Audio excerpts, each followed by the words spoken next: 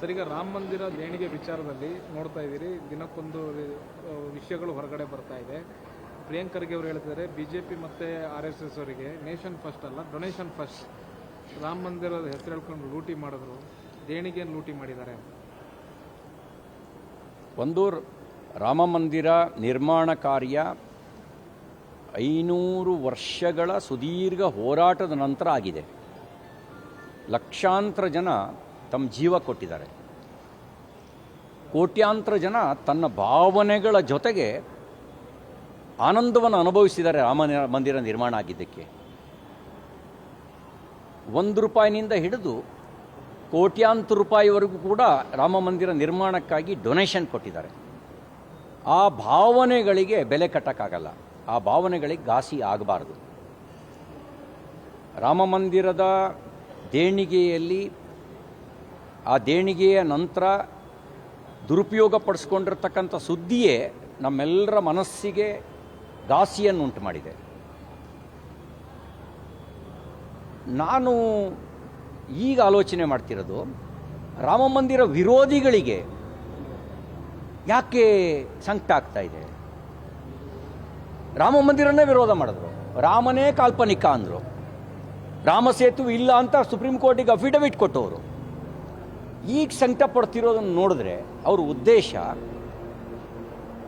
ರಾಮ ಮಂದಿರದ ದೇಣಿಗೆಯ ದುರುಪಯೋಗದ ಕುರಿತಾಗಿ ಅಲ್ಲ, ರಾಮನ ಅಸ್ತಿತ್ವವನ್ನೇ ಪ್ರಶ್ನಿಸಿದವರು ಈಗ ರಾಮ ಮಂದಿರ ನಿರ್ಮಾಣ ಆದ ನಂತರ ಈ ರೀತಿ ತಮ್ಮ ರಾಜಕೀಯಕ್ಕೆ ವಿಷಯವನ್ನು ದುರುಪಯೋಗ ಪಡಿಸ್ಕೊಳ್ಳೋಕೆ ಹೊರಟಿದ್ದಾರೆ. ಅವ್ರಿಗೆ ಒಂದು ಮಾತು ಹೇಳಕ್ಕೆ ಬಯಸ್ತೇನೆ, ಮಿಸ್ಟರ್ ಪ್ರಿಯಾಂಕ್ ಖರ್ಗೆ, ಆ ಟ್ರಸ್ಟ್ನಲ್ಲಿ BJPಯ ಯಾವೊಬ್ಬ ಪದಾಧಿಕಾರಿಯೂ ಇಲ್ಲ,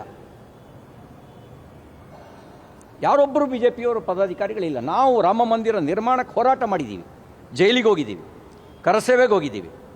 ನೀವ್ಯಾರು ಹೋಗಿದ್ದೀರಿ ಕಾಂಗ್ರೆಸ್ನವರು?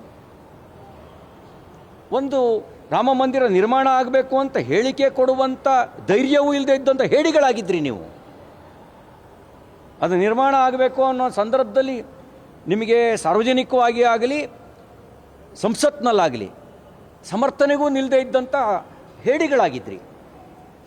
ಈಗ ರಾಮ ಮಂದಿರದ ದೇಣಿಗೆಯ ದುರುಪಯೋಗದ ಧೈರ್ಯ ಬಂದಿದೆ, ಸಂತೋಷ.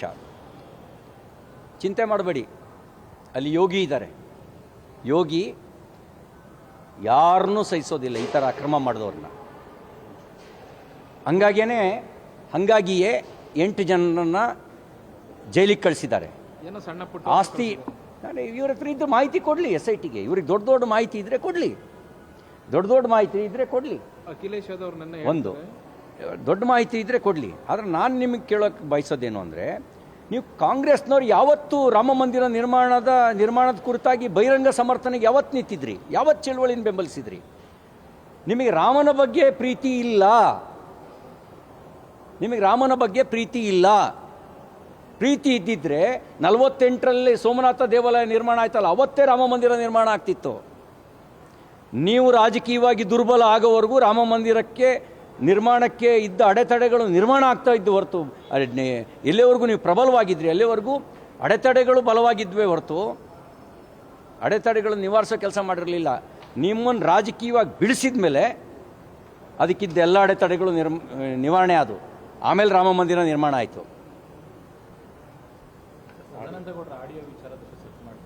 ಅವರೇ ಇಲ್ಲ ಅಂತ ಹೇಳಿದಾರಲ್ಲ, ನೀವು ಸದಾನಂದ ಗೌಡ್ರೆ ನಿರಾಕರಿಸಿದಾರಲ್ಲ. ನನಗೆ ಕೇಳಿದ್ರೆ ನನಗೆ ಬರೀ ಅಡ್ಡ ಮತದ ಬಗ್ಗೆ ಮಾತ್ರ ಸತ್ಯ ಶೋಧನೆ ಮಾಡಿ ವರದಿ ಕೇಳಿದ್ದು.